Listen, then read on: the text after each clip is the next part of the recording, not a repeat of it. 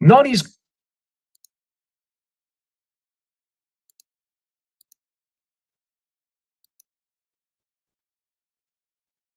All know and love our B1 brother Gavin.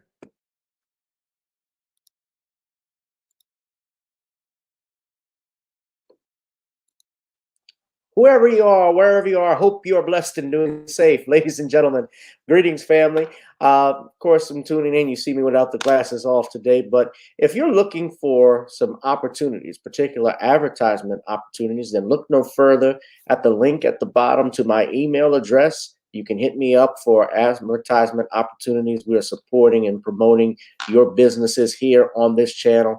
You can also, if you would like to donate and subscribe to our Patreon, a link is at the bottom as well.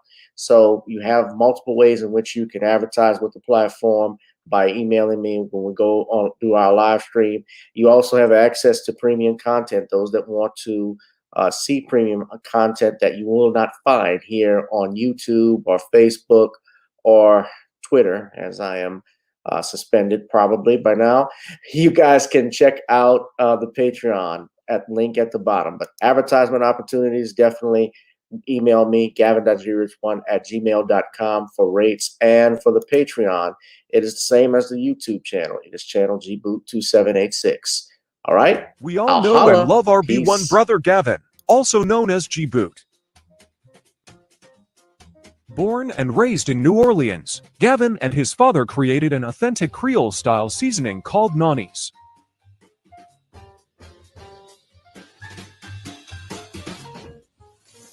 All right, so we just fried the chicken, and we put the fried the chicken with some Nani's. We added some Nani's to a blend that y'all saw earlier, and then it's shout out to that. How was it? It goes great, obviously. That's what he said. So that's Nani's Creole Blends. Ladies and gentlemen, you can go to our website, Nani's, N-O-N-I-S, CreoleBlends.com. NONIS-CREOLEBLENDS.com, ladies and gentlemen. Try it on chicken, meat, or fish. Nani's goes great with every dish. Oh, I can smell it right there. Go ahead. You know how to do it,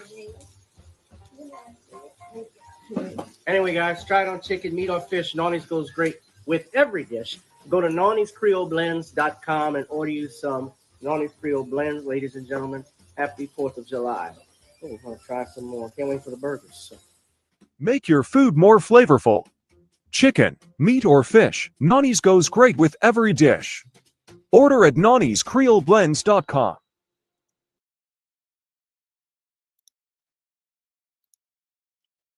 All right, family, what's going on? Welcome to a live stream, a special edition of Random Topic Thursdays here on channel GBoot2786 and Gavin Richard, and on Facebook, as well as Periscope on Twitter. Whoever you are, wherever you are, hope you're blessed and doing safe. We got Darius from Atlanta, Danielle Meyer. We also have a bunch of others who are joining us. Thank you, Danielle. Shout out to you. Shout out to you, Darius. I know we got more than 8 people that are watching. But we're going to begin, ladies and gentlemen. Of course, you all saw the thumbnail. You know what we're here to talk about. We're going to be talking about who killed Jordan Neely and justice for Jordan. We have some other topics that, of course, we're going to be discussing tonight as well. But we're here to discuss the death of Jordan Neely, who was a 30-year-old man from New York. I believe he had some uh, mental handicap issues going on uh, as well. But we know he was loved to be a Michael Jackson impersonator. He goes to go for me. Oh, excuse me, y'all.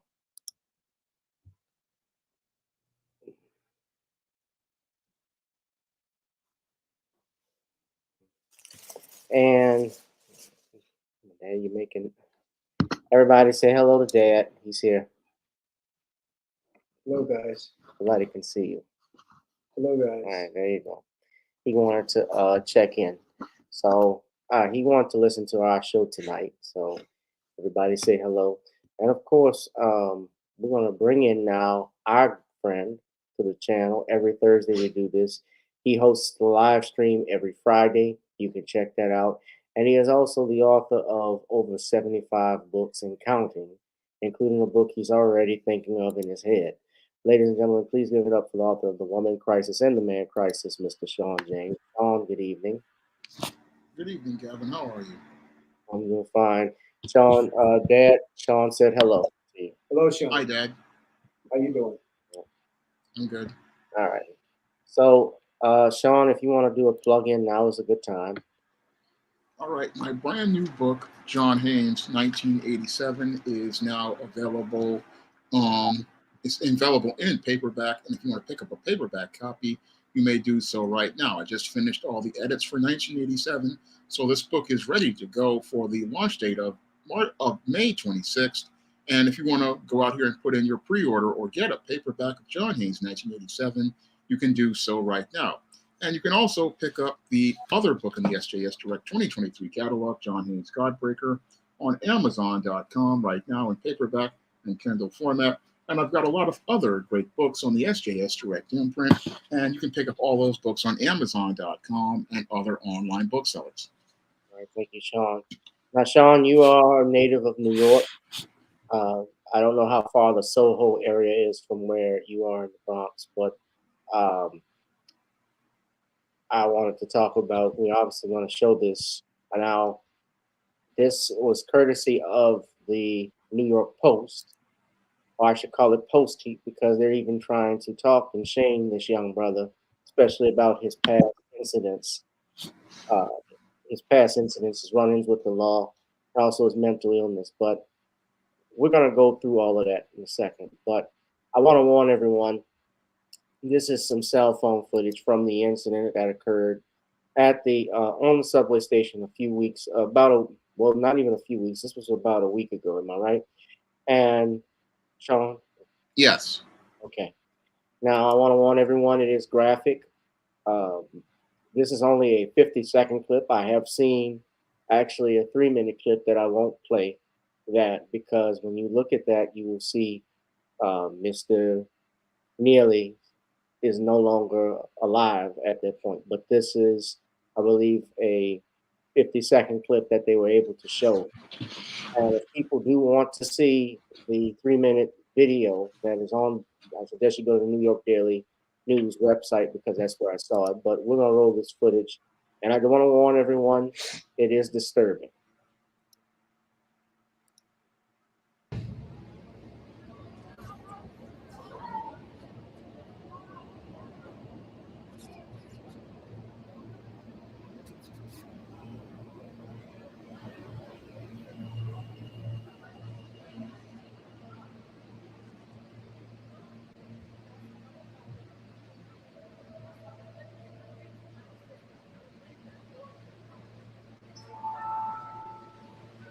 Nice, y'all.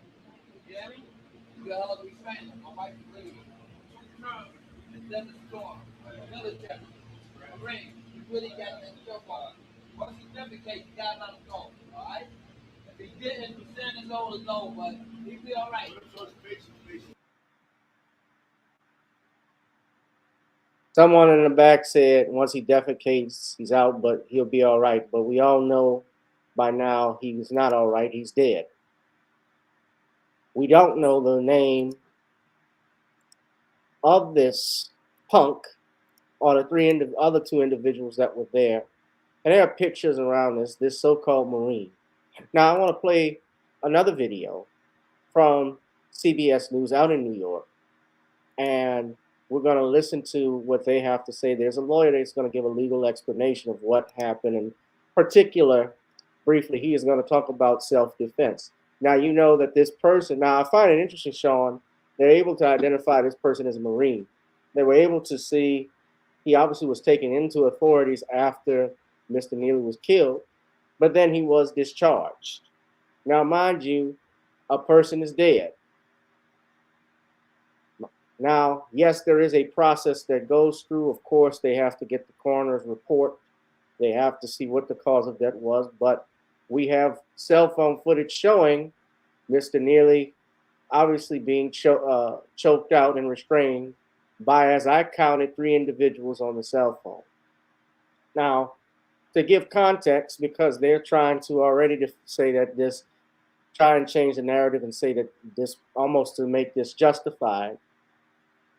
This went on for 15 minutes, according to what I've read in the New York Post. What I've also read is that nowhere at any time, while Mr. Neely supposedly made some outbursts, he never once physically attacked anyone. The only thing he did was throw his jacket and scream he didn't have money and food, and he was tired and he didn't care if he goes to jail.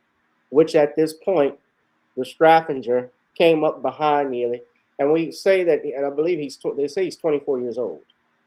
Came behind Mr. Neely, put him in a chokehold, took him to the ground, and you saw these individuals standing there. So right now, let's play this video from CBS News. And I want you to just look at the nauseating comments that you already see. These are trolls. I can't believe people are ignoring the fact that the guy was harassing and threatening people. Shame on the media not telling the full story. Why won't any of the media outlets show the whole video? What happened before the chokehold? Zero context. This guy has been arrested and released more than 44 times for physical assault and was choked out, committing more physical assaults. People really need to pick better people to riot over. And no riot has started in New York as of now, for the record. So someone even wrote in comment, well, we're talking about the mental health crisis in our country. One person wrote, I recall Reagan shutting many down. At any rate, prove it, and B, how that's working out if true. Actually, he did. I kind of remember that as well. Let's play the video. Here in New York City, more is being learned about the death of a man on the subway as authorities investigate the circumstances that led to it. The victim died after being placed in a chokehold Monday afternoon after he allegedly threatened fellow passengers. CBS News correspondent Lilia Luciano has the latest details on the case, and we want to warn you, some of the images you are about to see are disturbing. This shocking video shows 30-year-old Jordan Neely in a chokehold with 3 New York City subway riders holding him down for several minutes. Witnesses say Neely was acting erratically and making verbal threats when a 24-year-old Marine... Stop everything. Hold on a second. Chaotic Truth Live. You say the Marine was a hero, one less crazy, insane criminal off the street.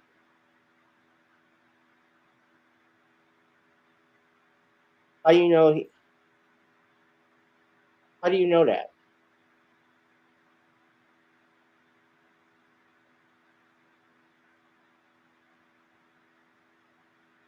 There are often crazy homeless people on a train. They are not yours to murder. That doesn't justify murder. And you sound like a damn fool.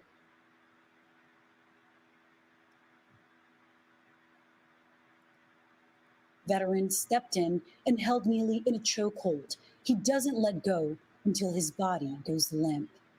Former Manhattan Assistant DA Michael Bachner. Can someone see someone acting erratically and hold them in a chokehold?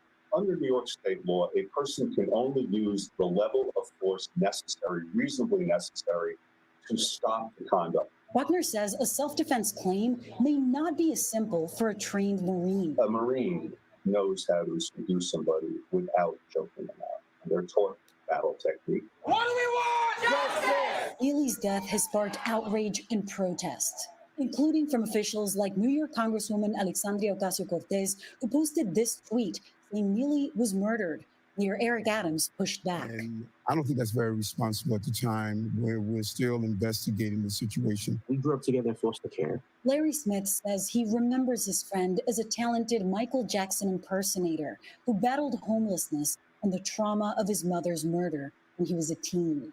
Jordan did not deserve this. He did not deserve to get choked out in America. His mental health came from autism, it came from depression, it came from sadness, but it really came from abandonment. Lilia Luciano joins me now. Lilia, what else are we learning about Neely's upbringing and experience with mental illness? Oh, John, I heard so much from his friend Larry. I was just so moved by his words. What he was telling me was, look, here's somebody who ended up in foster care at 13 years old. We know now that his mother was brutally murdered by her partner, by essentially his stepfather. And that's how he ended up in the foster care system.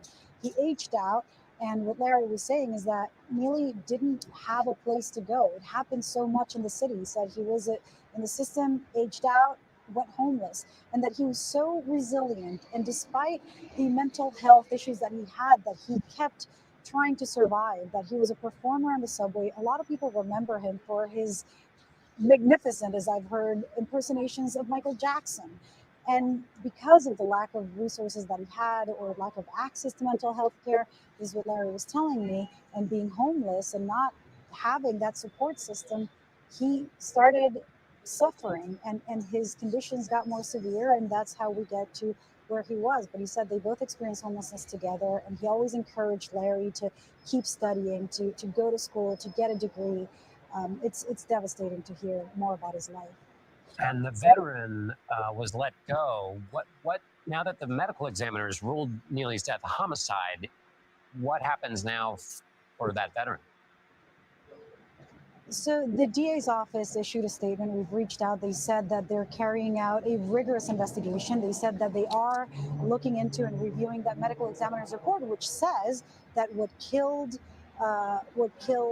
Neely was the chokehold, and that besides that, they're reviewing, zeroing in on the video, and reviewing any other images that are available, reaching out to any potential witnesses and talking to the people that they know were witnesses, and then they'll decide. But what this attorney Bachman was telling us is that he considers that, self-defense is one thing, but the bar is that whether or not the use of force is reasonable.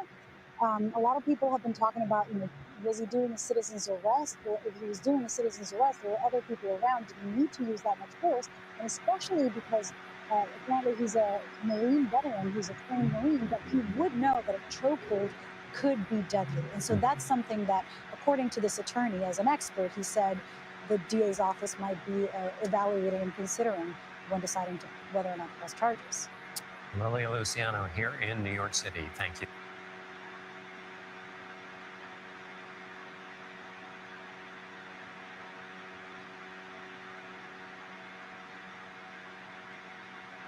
By the way, fam, I read that. I'm not trying to play this again. This is from a different article. But, hold on, Shawn, I gotta mute you because that buzzer is loud. Give me a second.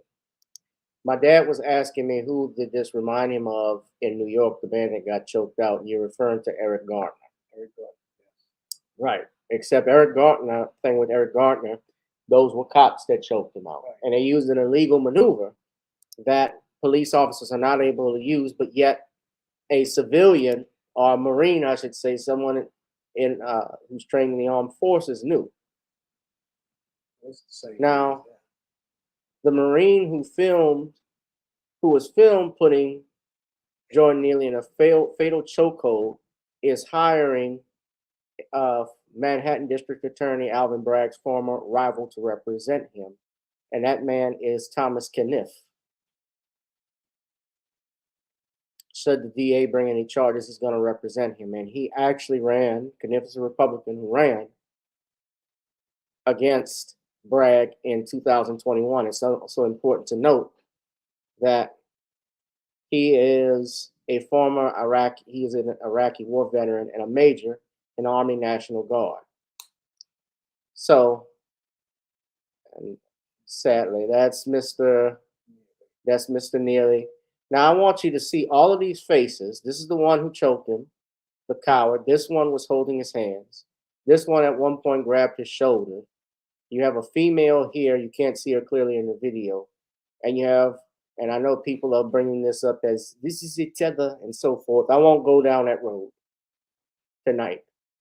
But when you heard this clip and when I looked at the video, nobody at any point, at any time that I see or hear or witness them say, hey, that's enough. Get off of him. You're going to choke him. Wait for the cops. Hold it. If he did do something, let's say he did, you wait for the police officers to hold him. You wait for these police officers to come and arrest him if there were a charge, if he did do something illegally. Because I can also point out the fact that if he did not break any law, if he did not touch anyone, let's say he was screaming and hollering. While that you could say or argue, maybe that's disturbing the peace, but he's not a threat to you as of yet. You're not a threat until you threaten somebody. Truly threaten someone. You get in their space, you touch them, do something, violate them or something like that. Yeah, you can put hands on them. You choked this man out for 15 minutes. And yes, I believe in due process. You're innocent until proven guilty. But we all see here, and we know all too well, if the roles were reversed and this were a poor homeless white boy, and let's not even say that, if it was even a black man and black individuals that did this, they would be arrested automatically because the prison system feeds on black people. You didn't have that. And I'm more disgusted at people. It's like what Chris Rock talked about in his special. Everybody wants likes. Everybody starts recording and nobody intervenes, either verbally or physically, to say that's enough. And what made it worse, Shawn, and I'm gonna let you talk in a minute, but your cowardly mayor is passing the buck. And this is the mayor, if I'm not mistaken, who basically made it open season on homeless individuals. Listen to what he says here. He's on CNN now. I didn't watch the whole video. I saw this clip. But I saw his statement, and I was just embarrassed by what I saw, by what I read. Listen. What do passengers do in situations like that? Is it appropriate to take matters into your own hands?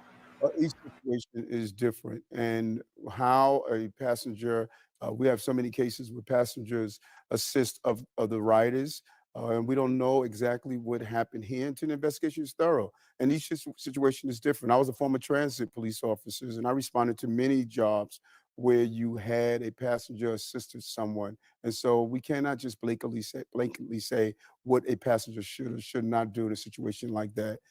We should allow the investigation to take its course. On the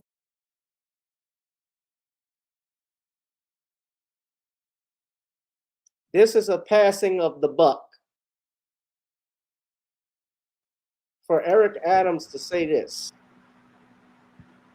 he can't even say, this looks bad. I don't even think he released a statement saying his condolences to Jordan Neely's father. As you know, Jordan Neely's mother was murdered back in 2007, as you heard in the report. And he has been dealing with mental issues, but his father is still alive. And his father has talked about him and how shocked he was. Of course, any father would be shocked to learn that his son is deceased. And if I'm not mistaken, this is his only child. I could be wrong, and you can correct me. But Shawn, his father, trying to see, I'm sorry, it keeps blocking me from getting his father's name. Mashawn, go ahead and give us your thoughts. You're out there in New York.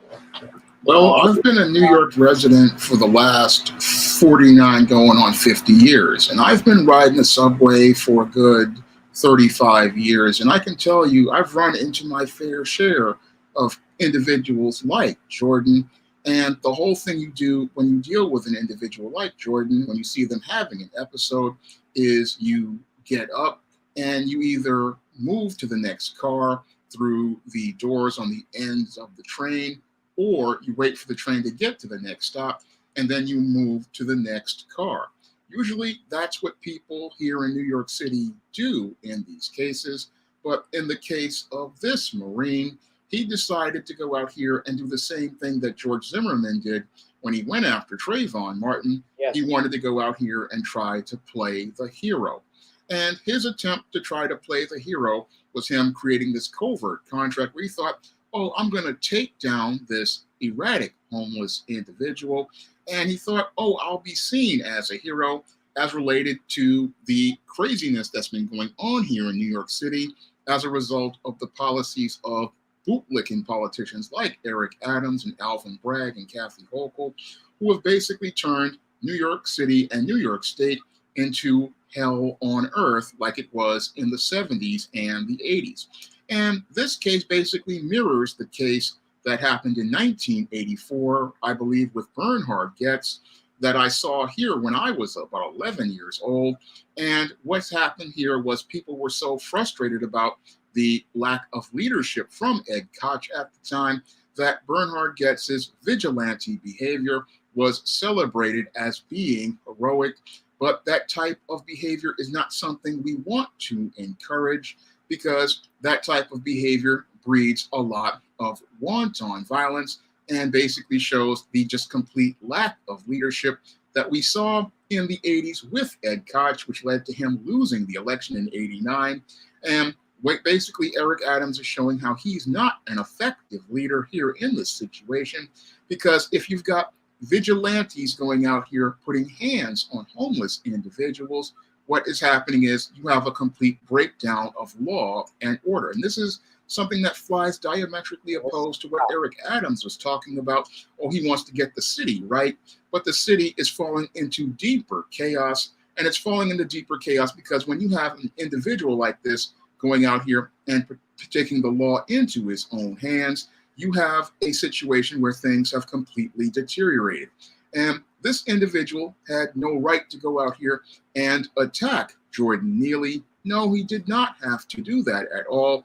No, most New Yorkers, if this person is not directly engaging them or putting hands on them, what they do is learn how to navigate through their emotions, and they don't act impulsively. What they do is, again, move to the next car or get on the next train and leave this individual to have their episode.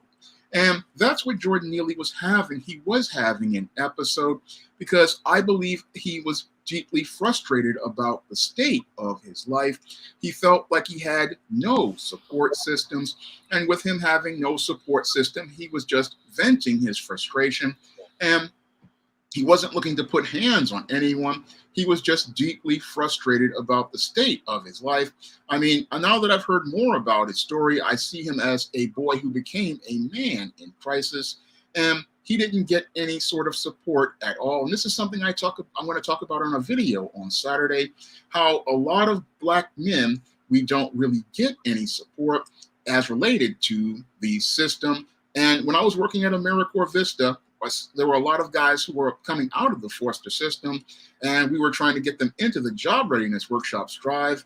And what we were trying to do was help them try to find jobs and get them job ready. And a guy like Jordan Neely didn't get that kind of support. And that is the sad thing. This young brother needed to get support, but he got no support from the city as related to its policies, because our gynocentric welfare state here focuses primarily on single mothers, but ignores many of the young Black men like myself. And it's next to impossible to get any help for things like getting a job and getting your life in order. This is what Jordan Neely needed, but he never got that support. And this is why he was on the street.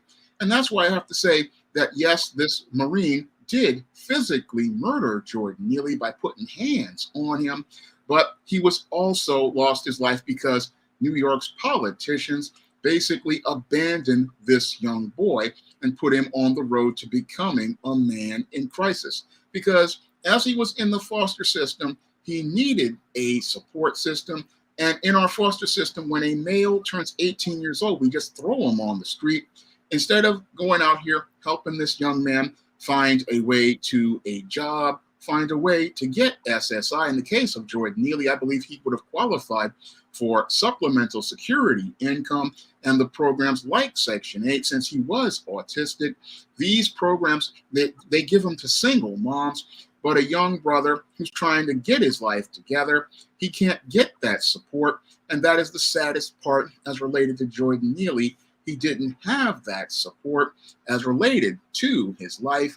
And again, we have these bootlicking politicians like Alvin Bragg looking to avoid responsibility by not putting any charges on this individual who murdered him. You have Eric Adams, the bootlicking mayor, who basically shows his contempt for homeless people because he sees them mostly as black men, and he doesn't see a black man as a human being. No, he sees other black men as enemies that he needs to destroy in order to get favor he hopes from the Biden administration to get him his dream job as related to working in the federal government. And we have, again, Alvin Bragg out here never wanting to make any charges. We have Kathy Hochul, who doesn't want to look at all the state policies here in New York that have failed men like Jordan Neely, like bail reform, and the complete lack of social services for those who have mental health issues. I mean, we have a bunch of politicians who are accountable for the murder of Jordan Neely, and they all want to avoid taking responsibility for this murder, which mirrors Bernhard Goetz in 1984, and it also mirrors Eric Garner back in, I believe, 2014 or so, and it also mirrors that of George Floyd. We have a combination of murders as related to the murder of Jordan Neely, and again, this was a murder, plain and simple, because this individual didn't have to engage him and look to bring him down. No, if you see a homeless individual acting erratically, the thing that most New Yorkers like myself do, and I ran into this on, I think it was the F or R train back when I was in Manhattan in 2021, there was a woman acting erratically on the train, and she was wearing a sports bra and had a jug of water, and it wasn't wearing a coat, and she was acting erratically. And my response was to just stay calm and wait for the train to make it stop. Then I moved to another train car and continued on with my trip. And I remember when I was looking for a job and I was coming back from the public library in Manhattan, I also ran into another erratic individual around 2017 or 2018. And my response was also to just get up out of my seat. I see this guy acting funny and move to the next car. That is what most people do. And I also had family members who was dealing with a Pookie who was acting erratic. And again, most of the people did not engage this individual. They just let them go on. They didn't put their hands on them. And again, this is the procedure that we have here in the city, the unwritten social rule as related to dealing with individuals with these kind of episodes, because we understand it's not our job to put our hands on those individuals. We understand our job is to let the police do it. And what's really sad here about this situation is that here in New York, you have a whole bunch of black politicians going out here looking to make excuses for this white individual. You have a whole bunch of black politicians looking to make excuses for this individual who murdered this black man. And that's the most disturbing thing for me, is that you have a Hispanic woman, AOC, who's actually speaking to protect the victim, but the black politicians, from your Alvin Bragg to your Eric Adams to the idiots like Carl Heastie and Andrea Stewart Cousins, who created the policies that led to an individual like Jordan Neely winding up in this mess, These black politicians are showing the least amount of compassion. These black politicians are looking to make the most excuses. And these black politicians you would think would be looking out for a brother, but instead of looking out for a brother, they're looking to bootlick their way out of a mess and showing me, like Professor Black Truth has said, skin folk ain't kinfolk. And these skin folk basically abandon this kinfolk. They basically abandon this brother, and they are the ones who basically are partially culpable for the death of Jordan Neely, as I see it, because we needed to start investing in guys like Jordan Neely early on. And this is something we need to do, is invest in young brothers like this, because if we invested in him, he wouldn't have been homeless. If we had invested in him, he would have been taken care of. If we had invested in this brother, he would have been in better shape. And this is the big problem I talk about in the man crisis. We do not invest in our men. And this is how our men wind up wandering the street. And we have a majority of black male homeless men who are out here. They're not being supported or helped because nobody wants to invest in them. What we have are feminists who create HR brick walls. We have nonprofits that exploit young brothers like this to get their grant money, but we have no support system to help them build their lives or get their lives started. And this is why Jordan Neely was on the street and basically out here with nobody to help him and get him out of this bad situation. Where are the people who are advocating? Where are the Emmett Till lynching anti-lynching bill advocates at? Oh, bootlicks they're not even interested. And I will say this too. I want to clarify something I stated earlier. According to the New York Post and in the interview, I did see that Eric Adams, I will note, it says that he's on CNN primetime in an interview. He said, our hearts go out to the family in this terrible incident. Now, I'll point that out. But bottom line is he has not shown any leadership as a mayor of the largest city in the United States and one of the largest in the world. From all intents and purposes, what I've seen in his policies, reading the stuff he's done, I've not been impressed with Eric Adams, period. I'll also say this as well, as I'm looking through the New York Post and the article on Jordan Neely, and you're right, computer robots, his own mother, Carolyn, his own mother was murdered back in 2007, and he actually had to testify in court. And she was killed by his stepfather, Christy Neely, was murdered by Sean Sutherland, who was 50, who stuffed her body in a suitcase and threw it on the shoulder of the Henry Hudson Parkway. So imagine being a child. He was 14 years old at least, witnessing that. He was 30 at the time of his death. So from 2007 to now is 16 years ago.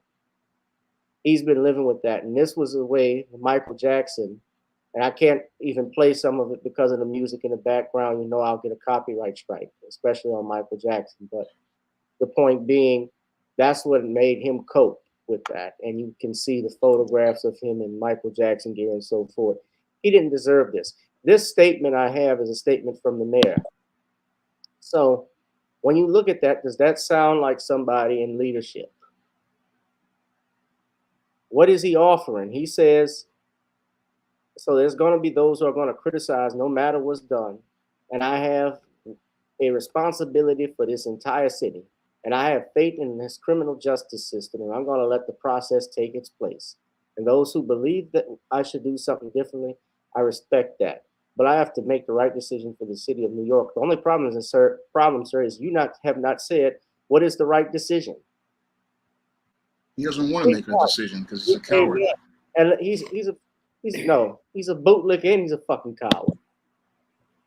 Oh, I will go there. My father looked at me. Yeah, I will say it. He is a fucking coward. Period. And it's not just from this incident. There's other stuff I've seen that I have a distaste for this mayor. There's other stuff he's done. These are ordinances. Hey, he has supported getting rid of and detaining homeless people. There are ordinances he supports. Am I right?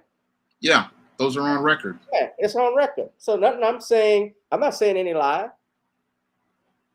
You support harassment, and this is a former cop. So let's be clear where his head at. He supports stop and frisk. Even though it's unconstitutional. He supports this stuff. Or he supports profiling.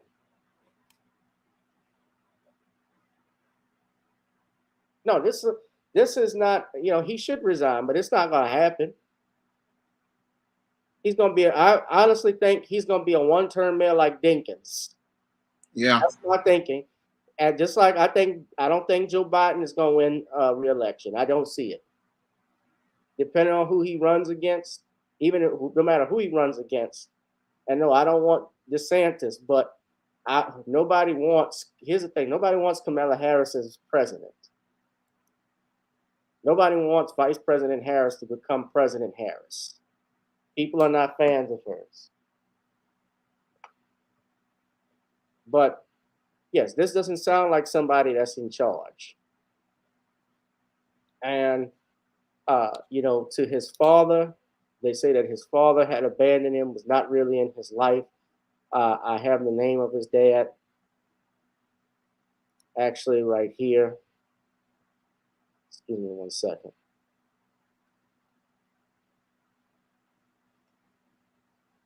Andre Zachary was Jordan's father.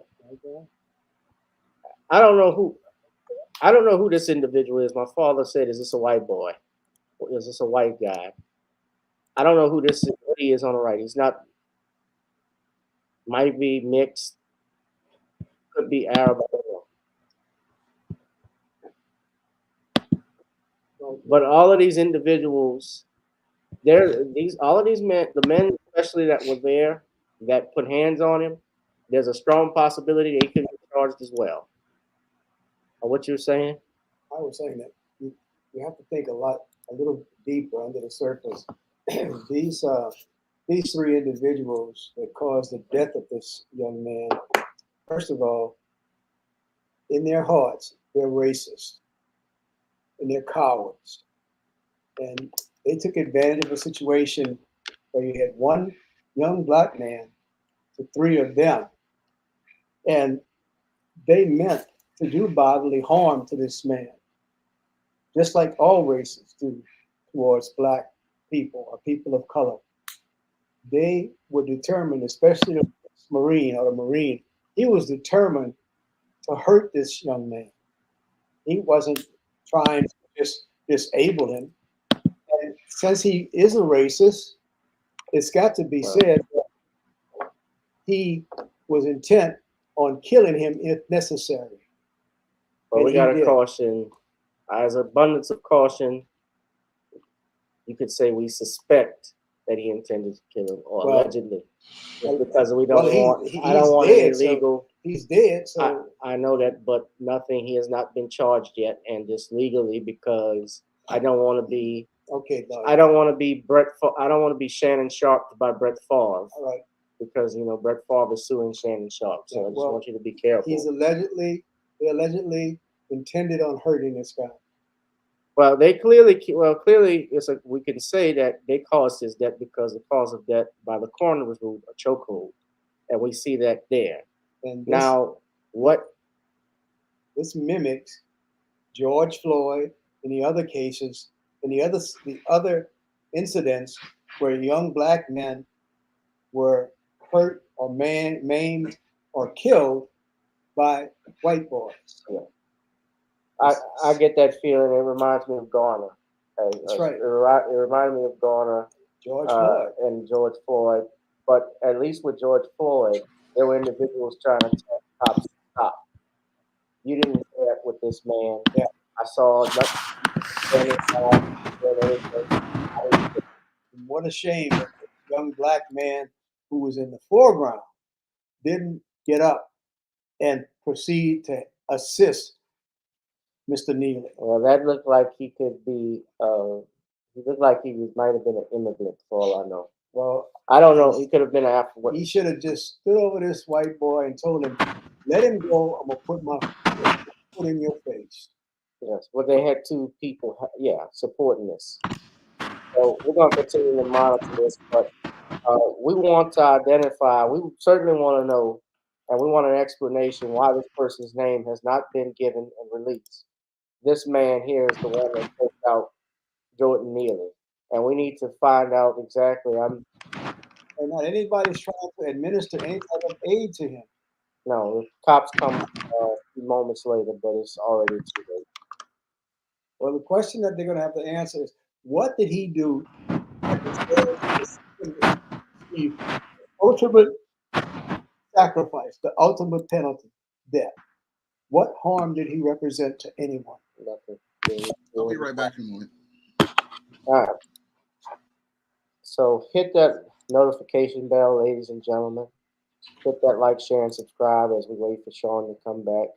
I also want to plug in right now. You can get the Commonwealth of Pennsylvania versus William H. Cosby Jr. on Amazon Kindle. That is a way to support me and support this channel by going to Amazon Kindle, getting that book. Also, I got some events that are coming up. I just want to share with you all. Next Saturday, we have the pre-Mother's Day Laugh Your Butt Off. That's going to be May 13th. May 13th at the Verdict.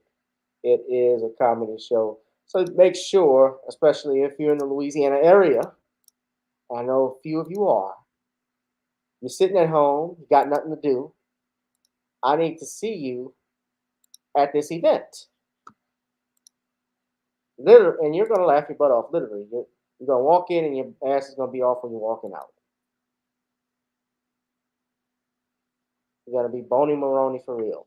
Now, we got Dory Dimples, Terry Scott, the sit-down comedian, your headliner, Mr. Kerry B, and of course, the host with the most. Okay, I'm back. Mr. Sexy himself, G Rich, aka. Now, so yeah, y'all come on out to that show. Tickets, especially you, DeAndre Mobley. I haven't seen you in a while. You live out in Slidell, so I know you can come out and enjoy yourself. It's gonna be great having Dory Dimples there.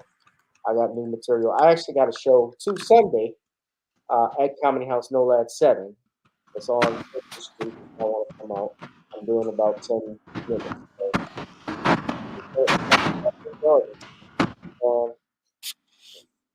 So hit that like, share, and subscribe button. Now, something else I want to talk about, Shawn. Now, I like to switch. Of course, you saw what you said, but I want to ask you about this. Have you seen this story lately? I got to laugh at this. The Brat and Big Booty Judy expected a baby that won't look like Jiminy Cricket. Now, why did I say, Gavin, why are you talking about Pinocchio's godfather? Well, I will explain to you, ladies and gentlemen. Brat did an interview, I believe, with the press, talking about her and Jessica Dupart, her wife, quote unquote, using a white sperm donor. And they highlighted the fact that black sperm donors are scarce, which is the reasoning by this. Now, that's Jessica Dupart. That's the Brat. The Brat is almost 50 years old. Jessica Dupart is actually 41. Now, I've met Jessica Dupart because Jessica is actually from New Orleans. She has a company called Kaleidoscope, and she's a multi-millionaire as a result of that. She's been real successful. She was a hairdresser with nothing and took her company to the roof. And I respect that. And when I met her, she was real cool with me. Never would have thought 1,000 years would I thought she would have preferred carpet over wood. Because baby was fine. She's a fine woman. And she's got 3 kids of her own, believe it or not. She obviously liked men at some point and then woke up and said, yeah, I know what I got a taste for. So I don't know how it goes. But oh, that's their wedding photo?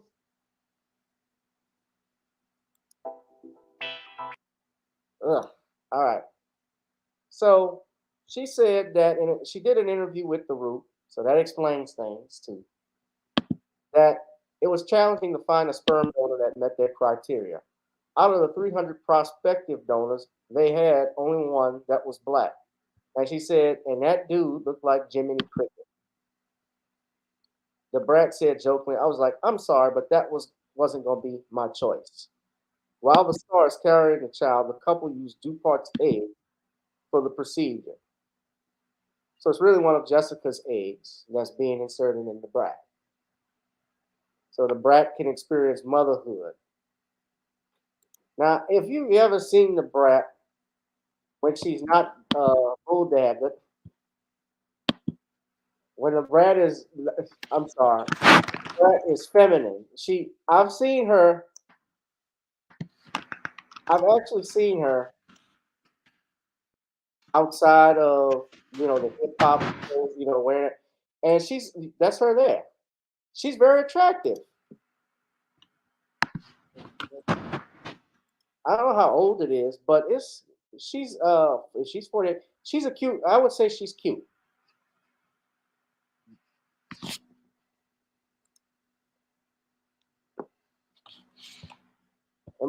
What you think, Shawn? She looks good? Not bad. What do you think, Not Dad? bad. Not bad. But she went full. But this is the Brat. This is how she traditionally dresses,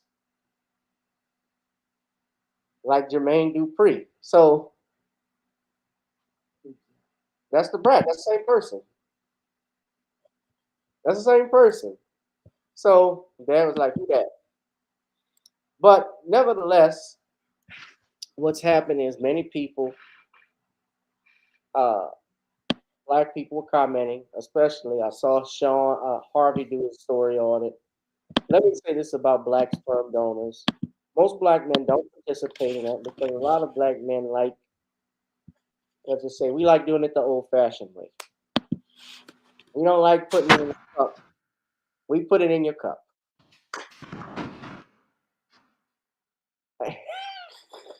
The natural way, and also legally, if I mind you. I'm not trying to say rape or anything like that. That's not us.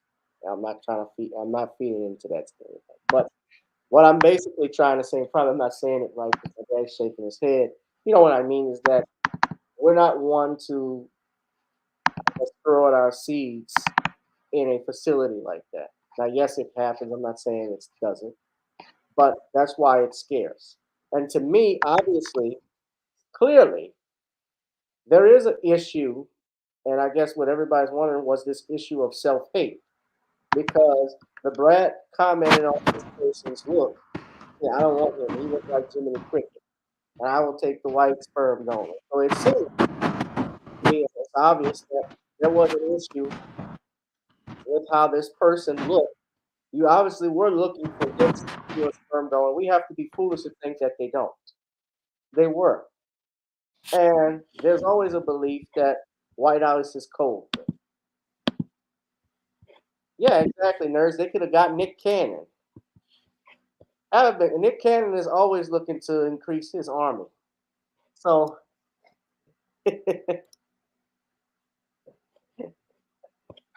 so like Nick Cannon's got about 12 or 13 kids. Yeah, they could have given him one.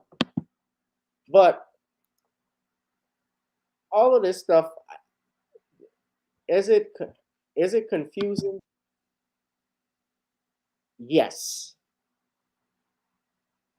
The Brat wanted a white baby. Yeah, I believe. I think she did. That don't surprise me. Honestly, I've never. Only one song I remember. I know the Brat from her, from rap music from back in the day, but I never was really one. I wasn't a big the Brat fan. Yes, I could identify her and stuff, and knew what she was into. By the way, she's actually the sister of Lisa Ray McCoy. For those of you who don't know, but dang, all of these beautiful women that are not reproducing with black men. Shawn, Yeah. what did you think of it? Well, it's another textbook example of self-hatred from black women. This whole situation with the Brat going out here and choosing a white man to father her child. Another textbook example of Black women going out here and expressing their hatred of self, because it just is just the only reason why she's doing this is because she believes that a white baby would be better. And like the late David Carroll used to say, a lot of these women deify and worship white men. And because they deify and worship white men, their ultimate goal is to have a mixed child.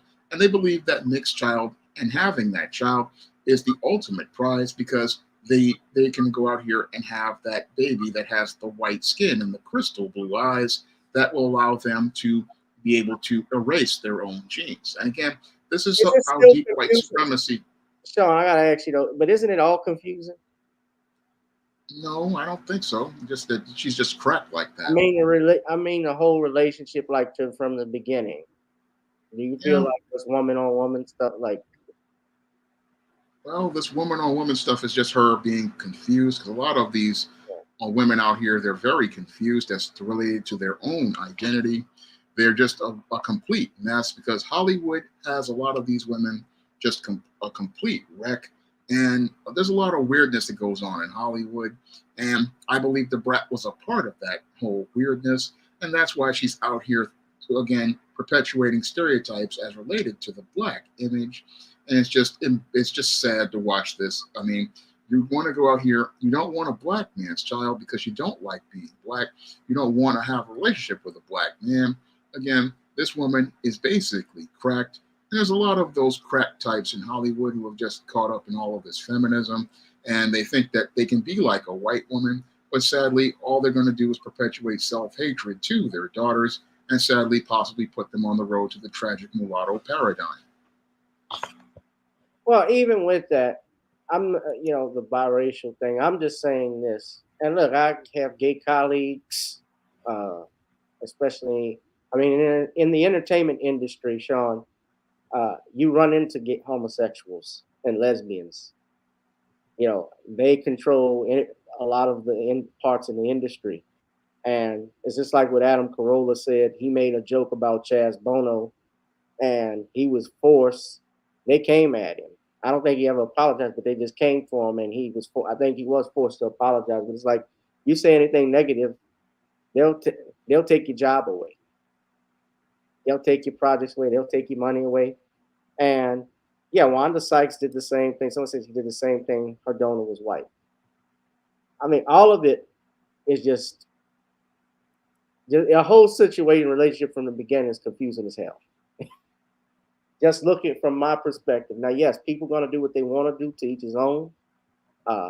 Even whether I support it or not, I don't hate, but I'm looking at it. And yeah, she, especially coming from Atlanta, where she was the first female rapper to be multi-platinum, that she would actually say something like that tells me, yes, she was going there to look for a white donor. And let's be real, she could have done it. They could have done it like Spike Lee's She Hate Me and gotten a black man. Like Nerd said, it could have been Nick Cannon. Build Nick Cannon's army. I'll give another brother a chance. I don't know. But yeah, but the main reason why I was talking about giving your seed away and using cups, Dad, is because your children, as you know, are your legacy.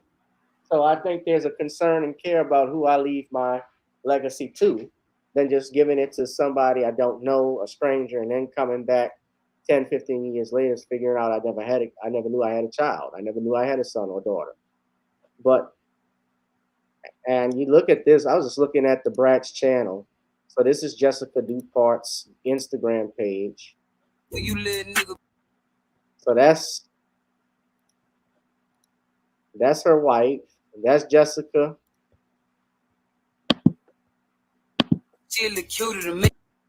I can't play it because of the music, but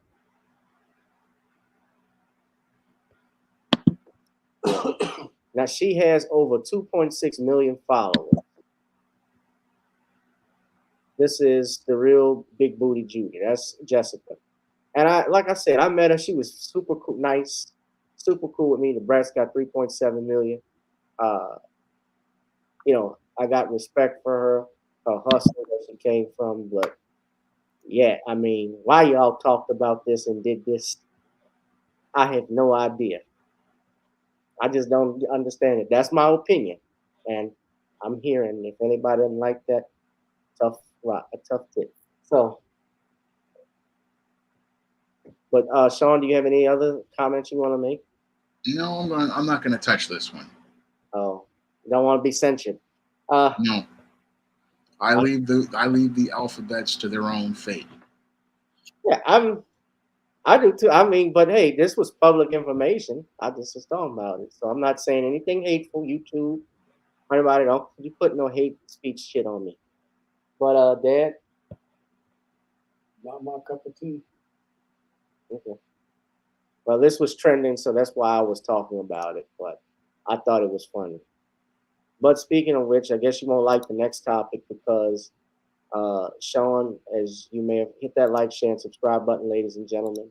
I was going to talk about this. Dwayne Wade moves out of the state of Florida over some new laws. Did you hear that Dwayne Wade, the Miami Heat All-Star Hall of Famer, moved out of the state of Florida with his family over some of the new laws that have been passed out in Florida? Now, those of you that don't know, it relates to that, you know what, community that Shawn talks about. And I saw that since he announced that he was moving, I'm talking about Dwayne Wade, that he has gotten some criticism from some people.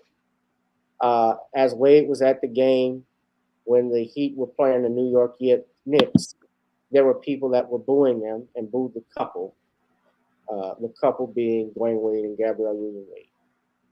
Now, he feels that the laws are making it unsafe for his daughter. His daughter was actually his son, and I'm not going to touch on that pretty soon, but on that aspect of it, but you get it.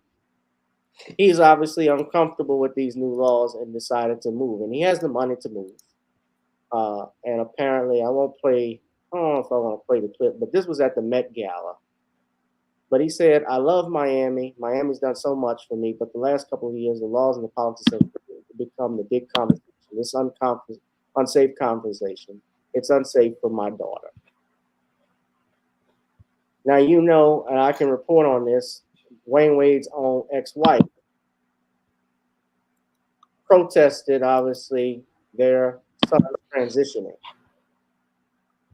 I'm not commenting on transitioning on the child, but I am commenting on the fact that Dwayne Wade is moving out of Florida.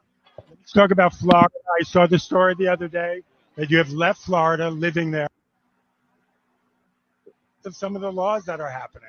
What do you think of people who are still there, part of the queer community, who are scared? Well, first of all, for a lot of reasons. Yeah, I think you say things that get a little misquoted. I left to support my wife in LA, in her career.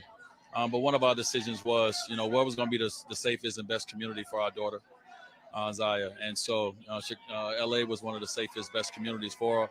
And along the way, we've always thought about being bicoastal. I love Miami. Miami has done so much for me. Florida has done so much for me.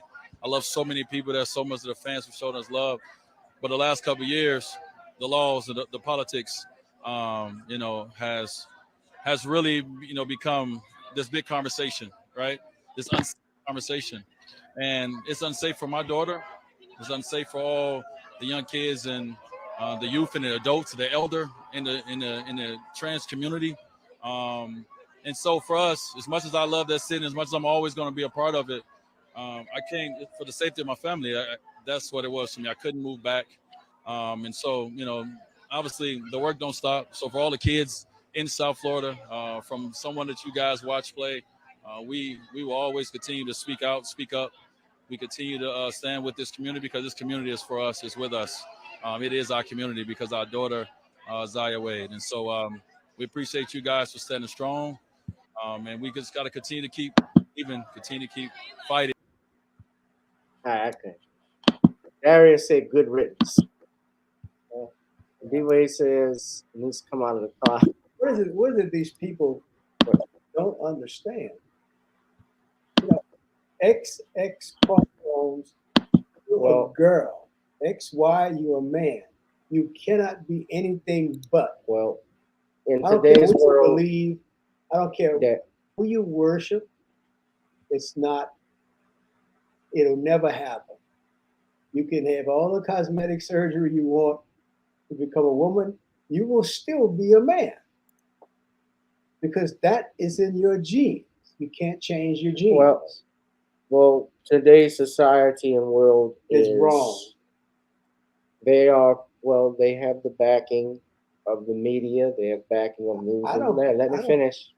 I gotta finish. I gotta stress this. Yeah, the backing of the media, the news, the press.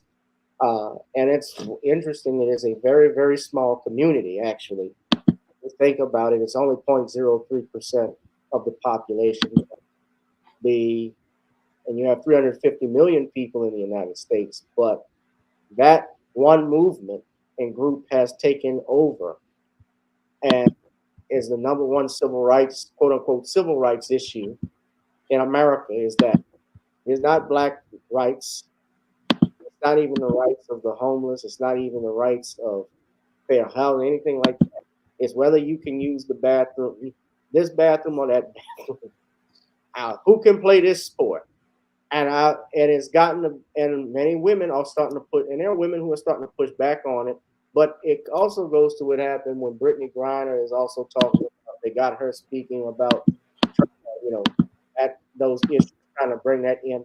I think it's going to fall back in their face because now you've seen the WNBA. She left. Let's not forget. She tried to supplement her income going over to play in another country where she got busted carrying Hesh oil, hashish oil, and you want to bring biological men, into the WNBA or play these sports. What's essentially going to happen is it's going to kill that league. That WNBA is struggling already with ratings and nobody watches. More people are not going to tune in if they see that. Look at what happened with Bud Light, Anheuser-Busch. They're now trying to pass blame on why this failed and that, because when they had the transgender activists on the cans, people protested, and they protested by not buying the beer. That's just the reality. They lost billions of dollars.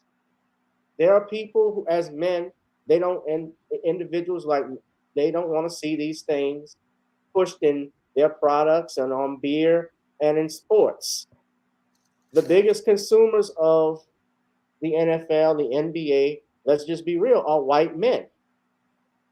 And white men buy the skyboxes at the Superdome when they want to see the Saints game. Well, if I weren't an athlete, which I'm not, and don't have an income for FMP, if I were 25, 26, and I was a pro football or pro anything athlete, and a woman came out there to play with me, I would give her a rude awakening. I would knock the hell out of her. That's what I would do. I want y'all to look at this. This is, Shawn, I'm going to get you to comment, but this, Tariq Nasheed shared this and said, Jesus, take the wheel. And I clicked on it and looked at it. But this is, I don't know where this is coming from. I think this was up in the state. If someone knows, was this in the state of Montana where they censored the activists? But this is, cover your ears too, it's loud. But this is an activist speaking at a government facility. Look at this.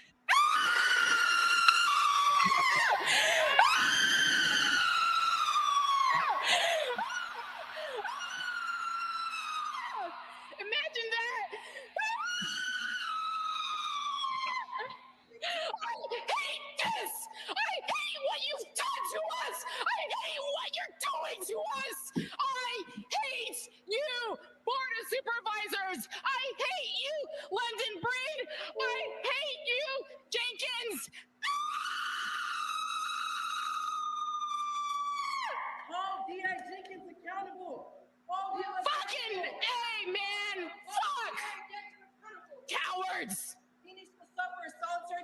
What was it about? security guard. Y'all have these armed guards. He's walking free. I have no idea, and this is where I get lost because I want to hear what the hell understand.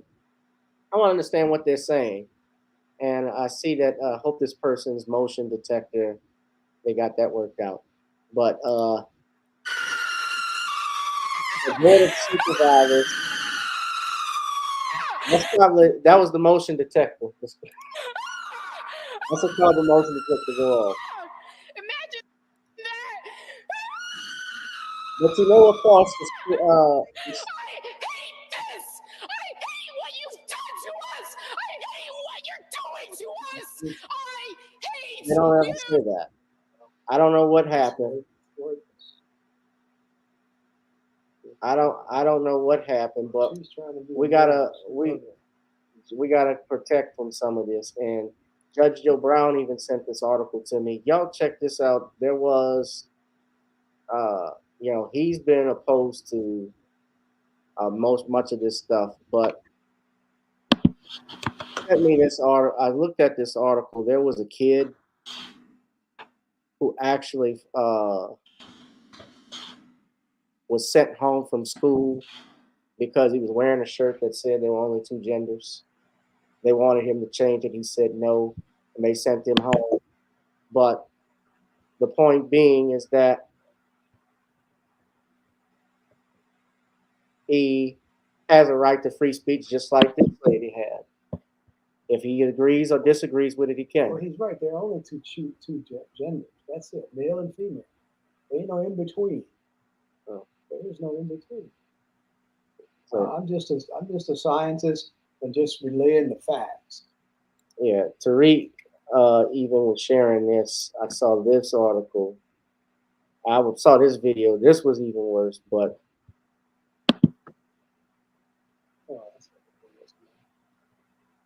yeah. Now, this is definitely one of those things I never thought I'd ever do in my life. Okay, so I'm back home and I'm about to insert one. But a couple things. One is, from what I've been told, taking a tampon out of a dry vagina really. All right. I'm gonna stop. We already know what that's gonna be. Shawn, go ahead. Well, with the Dwayne Wade situation, good riddance to him. I mean, if he wants to go someplace else, he can go to one of these other blue cities like San Francisco or New York City, and he and his daughter, quote unquote, can go live their life and be in a place where they can deal with all of the far left dysfunction that they enjoy, because this is another politically motivated effort to try to get attention for D. Wade, who basically, as I see it, is a closet alphabet individual. And his attempt to go out here and promote identity politics just shows that he's all about trying to spite Ron DeSantis. And he's willing to uproot his entire family to spite Ron DeSantis. And what's going to happen to him is he's going to just another case of get woke, go broke, because he'll have to be in one of these states where, like New York, where he's going to have to pay state taxes. He's going to have to deal with high insurance and maintenance costs, and he's going to have to deal with dysfunctional school systems. So he's going to go from having a great quality of life in Florida to a dysfunctional one here in these blue cities. So he's the one who's going to lose in the long term, and he's the one who's basically going to show how much of a clown he is, because nobody really cares where he goes. We all know that he's an emasculated beta male who basically has his testicles in the Birkin bag of Gabrielle Union.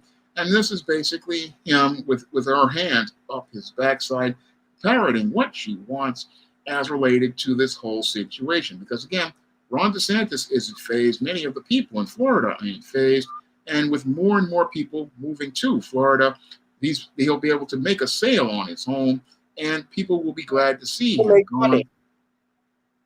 I mean, he's going to wind up with no money when he goes to one of these blue cities and they eat him up in taxes.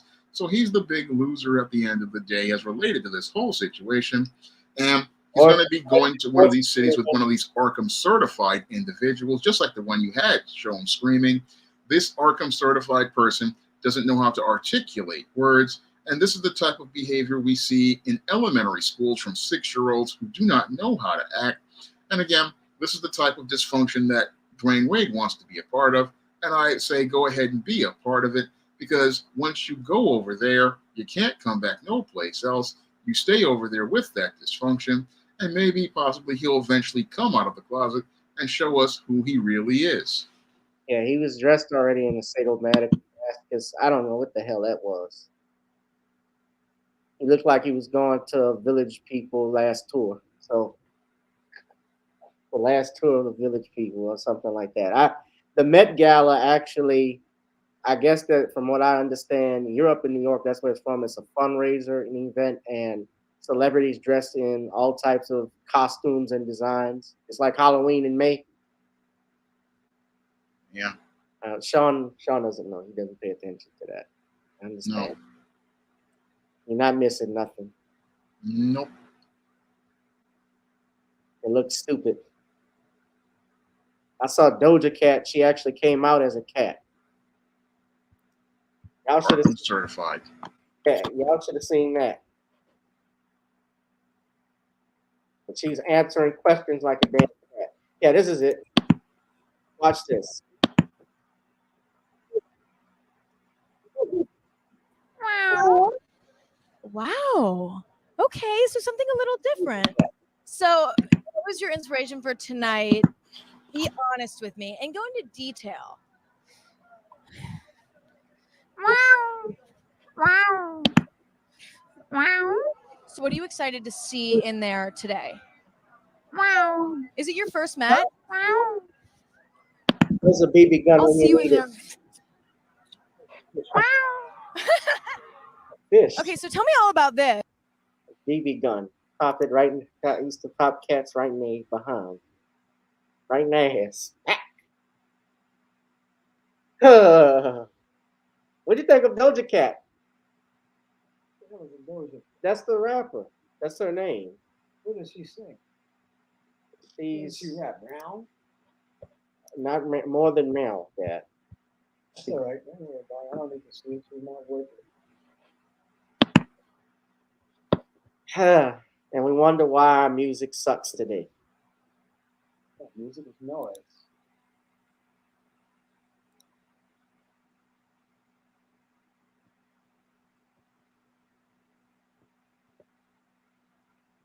She went as Carl Lagerfeld Field's cat. That was the guy that was on her arm. I don't even know who that is. All right. We're going to wrap this up. I do have one last topic, Shawn. I wanted to ask you and ask everybody, did y'all see this drone that hit the Kremlin? Now, this past Monday, I didn't even know this was going on, but did y'all know there was a drone that exploded right over the Kremlin? Now, yeah, I'm going to play a clip of that. The Ukraine has denied any involvement in this, but this is courtesy of CBS Mornings. I'm sorry we're going to have to see Gayle King, but I'm going to show the video.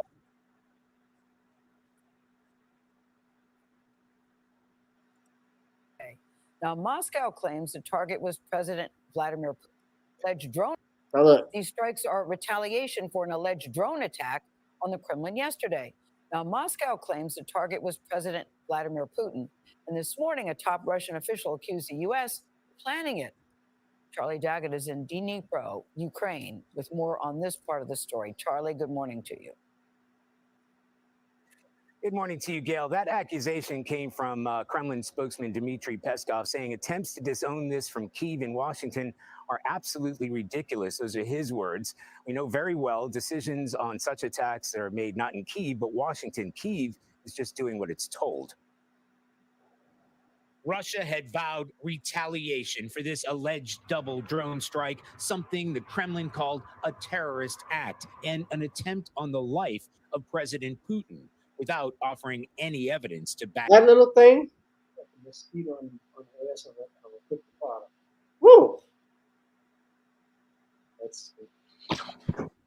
It broke the tile. It was trying to kill me. up the claims. But overnight, The Russian military unleashed a wave of drones toward Ukraine, with Ukrainian air defense officials saying they destroyed 18 of 24 drones, including every single one headed toward Kyiv. The third time the capital has been targeted in 4 days. Ukraine said it had nothing to do with the alleged Kremlin attack, accusing Russia of staging the whole thing. The Ukrainian president putting the blame firmly at the feet of Putin.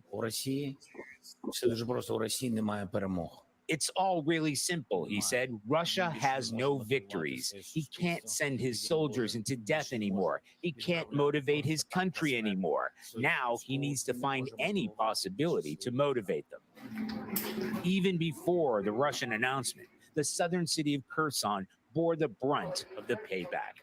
Officials say Russian shelling killed 21 civilians and wounded dozens more, hitting a supermarket, train crossing, and residential homes. In an ominous sign of more trouble ahead, a curfew has been declared for Kherson City through the weekend. Some voices in Moscow are now calling for the direct targeting of President Zelensky himself. One general saying Kyiv has crossed another red line, predicting a strike on Ukraine's presidential palace in retaliation. Tony? Charlie D'Agata for us in Ukraine. Charlie, thank you very much.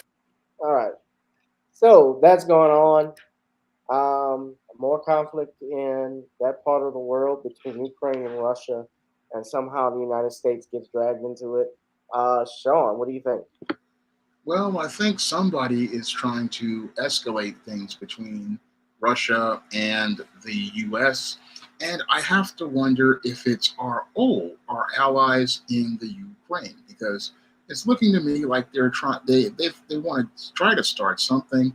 That's what it looks like to me. I'm just speculating here, because the only reason to go ahead and do this type of drone strike is to try to escalate things, and this really shows that the Biden administration really doesn't know its allies. No, they're so busy caught up in trying to help this so-called ally as promoted to promoting democracy that they can't see that this ally basically might be playing them and looking to escalate things into World War III. That's one thing that could be happening, or it could be the U.S. looking to escalate things, but I don't really know. All I know is that this looks like somebody's trying to escalate this war, because the business of the U.S. is war, and this looks like an effort to try to get more war profiteering going on as related to these businesses that make money on these kinds of wars. So as I look at it, this is a very dangerous escalation, because the Russians are really dangerous. And again, this could be a bad situation for the U.S., because maybe this could be the thing that could make everything go awry and turn a conflict between the Ukraine and Russia into World War III, which is what some of the war profiteers want to do until they realize they bit off more than they could chew, like they did in Vietnam. Yeah. We better be wary of this, ladies and gentlemen. I'm wary of it. I don't see, I mean, it was only that one drone. And you got to think of it, how were they able to access Russian airspace if they're able to intercept all of that? Just one slipped through and they were able to get, it looked like what they said. Did they say 30 drones, if I'm not mistaken, that they intercepted? Yeah. That's interesting. Well, Shawn, tell us what your live stream will be about tomorrow. Well, my live stream may be about the whole issue of people's perception of reality and dealing with all of these acts of violence that have been going on, all of these different shootings and people just being out of control. I have to wonder why so many people are acting erratic these days, and that might be the subject of tomorrow night's live stream. Or it may also be about this woman who said that she didn't want to date a bus driver. I may do that as a video, or I may do it as a live, but it may possibly be about all of the erratic behavior I've been seeing people participating in as of late. You're talking about Ebony Williams. That was the Ebony Kmart Williams. Yeah, I may be taking her to the barbecue in a Sunday video. I might just do it as a video. I may do it as a live. It just depends on how I'm feeling. Yeah, well, everybody knows what she said. She doubled down, actually, when she was on the Rio channel, because her remarks were about how she wanted to date a bus driver that Ilana Van Zant was correcting her and doubled down on it, and people were offended by her remarks. Ebony Williams is actually an attorney. Yeah. She actually lost her doctorate in the state of Louisiana here at Loyola, right here in New Orleans.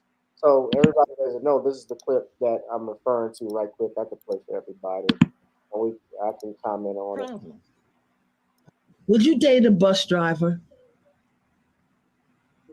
Would you date If a bus he owns driver? the bus, if he owns No. it, if he owns the bus. Problem. That's a problem. That's a problem. Because the standards and requisites, and I'm not talking about him laying on his sofa playing video games all day. I'm not talking about that. But the standards and the criteria that we use to measure men is off for who we are as men, who they are in this society. I would date a bus driver if he loved driving the bus, if he was a man of integrity, if he was good to his mama, if he treated me well. I would date a bus. Would you date a bus driver? Yeah, so she said that, and then she doubled down on it, talking about how Black people accept mediocrity, and I believe in the excellence of Black men. But let's go back. Ebony Williams, you were not even, when you were engaged, she was engaged to a white man. And if I'm not mistaken, you broke up with him over quarantine issues, from what I heard. And let's not also forget she's on Real Housewives of New York. My only thing is she's not married. So how can she be a housewife? It's redundant. You're 39 years old, about to be 40.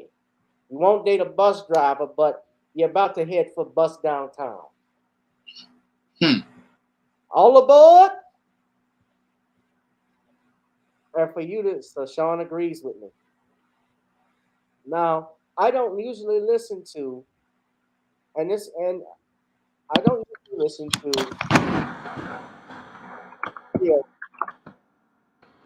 and oh my God, so even Moise Lamont Chill had to throw his 2 cents into this. Oh, I got to share this with y'all. I'm sorry.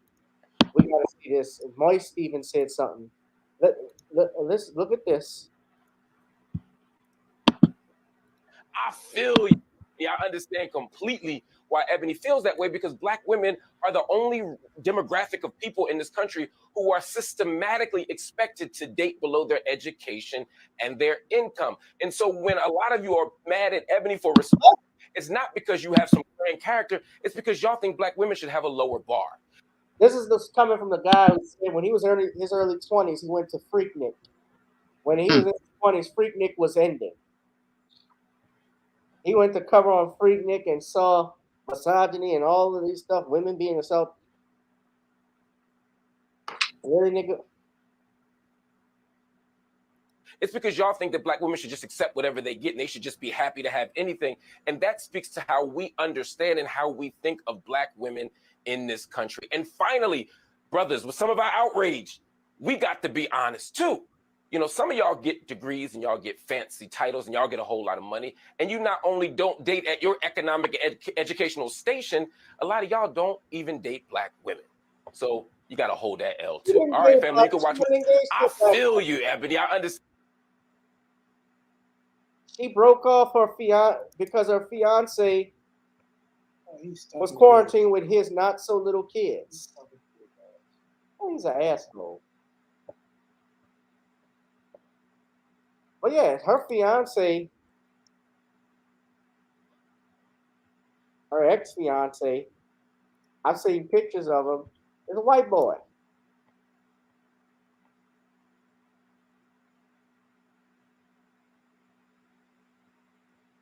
So she didn't admire it. This is according to, she doesn't follow it.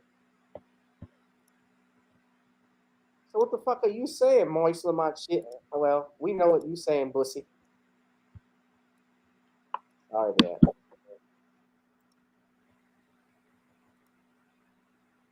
No, I'm not trying to disable. I already did this stuff and it comes up, but this is her. So this is her fiance, her former fiance. His name was Stephen Glenn, who was a CFO.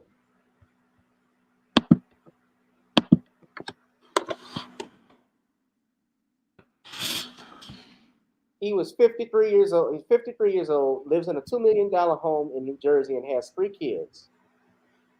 And according to the reports, the managing director, CFO, and COO of Warburg Pincus, a private equity company that has invested more than $94 billion in 940 companies. According to the report, they broke up because of his decision to stay with his children, two of whom are adults, amid the coronavirus quarantine instead of making her number one. But according to an insider, allegedly, they were never headed to marriage, and Ebony never took interest in the family. The quarantine thing was just a convenient excuse. The relationship wasn't going anywhere. It wasn't really heading towards marriage. Now, this is the reports. They say the kids even barely knew her, and she barely knew them. She's a side chick. Side chicks of New Jersey. That's what she should be. Shacking in New Jersey. Women who shack in Jersey. Women who shack in New York. Desperate Shackers of New Jersey. That's what the show should be called. How does she get on Real Housewives of New York if you're not a wife? But I got to point this out, and I'm not even a big fan of DJ Envy and the Breakfast Club, but they got into a heated argument on the Breakfast Club. I think this happened to understand what people were mad about, and understand what people were upset about. When you're talking about all this brother this, and the black man this, and the white supremacy this, and this, that, and the other, that's all to the side of how you felt about that quote unquote average job, right? And I'll be honest with you, right? And one of the comments that I said, and maybe I'm not sure, right? The guy was like, you talk about all this about lifting the brother up and lifting this up and white supremacy and what you do for our people. And then the first thing the brother said was, but your fiance was white. And I'm sitting there like, how do you talk about how much you're uplifting and how much you're going for black people, but that's not necessarily what you're even looking for? Well, first of all, paging Dr. Umar, damn. Well, let's address it. And let's not skip a beat. So I would love to know how you, Envy, know what I'm looking for, because we never had the conversation. I don't know. I'm telling you what people are saying on comments, what I've read, and I'm talking for them. I'm not a bus driver. I'm speaking for the average person out there, because I feel for them, because the bus driver. Yeah, the bus driver listens to that program. Understand something, when she's dissing, because she's trying to look for a standard for herself, because she wants somebody to take care of her. That's essentially what it is. But this is why Shawn, myself, and others were talking about Steve Harvey, the business. We're talking about Steve Harvey. We're talking about, it's your ass that's got to provide for your family. A woman ain't got to bring nothing to the table. The hell she don't. She come to the table, she better bring more than her appetite. You got to bring something before you get something. It's quid pro quo, like politics. You need to make that man feel brand new, like the Stylistics sing. Like they sang in the 70s. I mentioned the Stylistics because it's Dad's favorite group. But she's attacking black. But when you make comments like that, you're offending the average man. You're saying that basically the average man, you look down on him for having an average job. If that person, my grandfathers worked in the respectively worked in the post office and was a longshoreman. They were World War II veterans. They were great men. And no, they didn't have money. They didn't have, a new house on the beach or anything, or extra stocks in 401k. They didn't know anything about that. But what they had was self-respect. What they had was work ethic. And most importantly, they had the love of women, of their wives and their children and their friends, who knew they were stand-up men. And that's what mattered. But Shawn, go ahead if you want to comment briefly. Well, I don't have much to say about this one. I mean, this one, I want to save this for the video when I do the barbecue. But this woman, this Ebony Williams, I'll just say, she's a piece of work. And for her to go out here and attack black men after she's been out here swirling it up, this is a woman that she's just cracked. And she wants to diss a guy talking about bus drivers when she's on the road to bust downtown herself. Yeah. Well, I know you agreed when you did.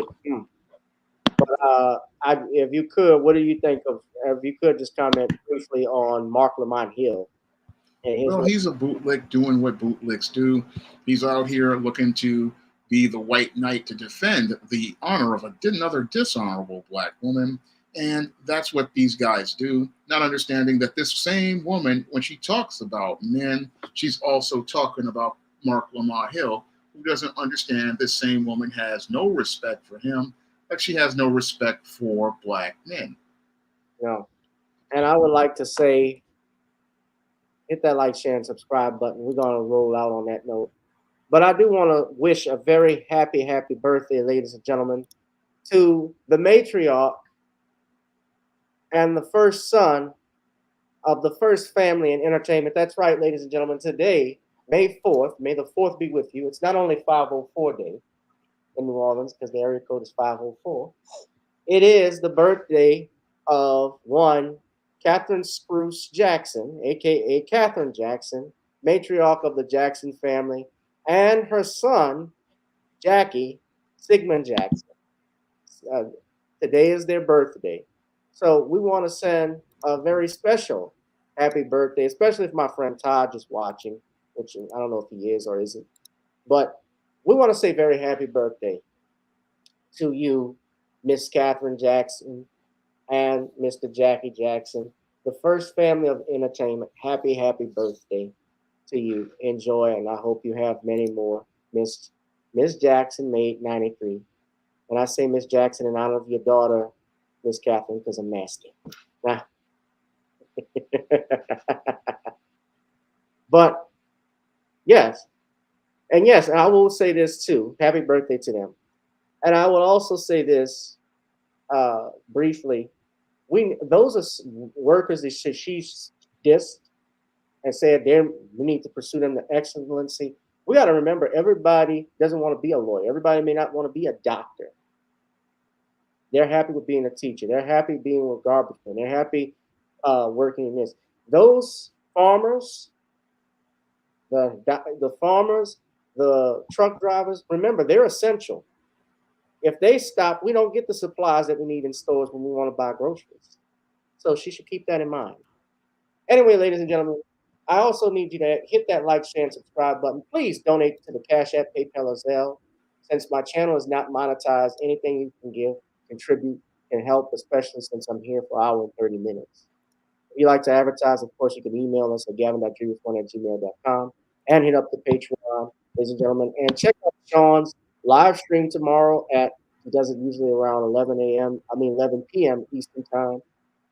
And you can buy books like The Woman Crisis on Amazon.com. Shawn, thank you for stepping in, and we will see you next week. All right. Thank you for having me on. All right. I'm probably going to have to do another video myself on Miss Williams, more of my thoughts on that, but I can't wait for Shawn to take her to the barbecue. All right. Bring some sweet Hawaiian rolls with that, Shawn. Now, we're going to wrap it up, ladies and gentlemen. Dad, you want to say final words? Good night.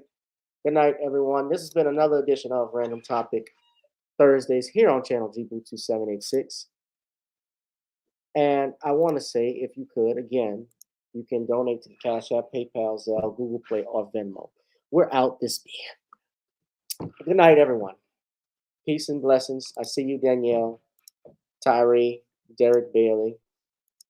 Good night, good night, good night. Black Voltron, everyone that's been in here. Good night. We're out.